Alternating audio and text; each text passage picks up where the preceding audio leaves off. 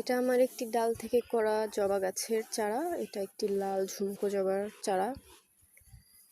এখানে 4টা ডাল আছে। আমি গাছটা আরো অনেক বেশি ঝোপালো করার জন্য 4টি ডালের মাথা থেকে একটু একটু করে কেটে দিলাম। এতে করে এখান থেকে আরো নতুন করে ডাল গজাবে, গাছটা অনেক বেশি ঝোপালো হবে। নিচের দিকে একটি ডাল ছিল, ওটা আমি কেটে দিলাম।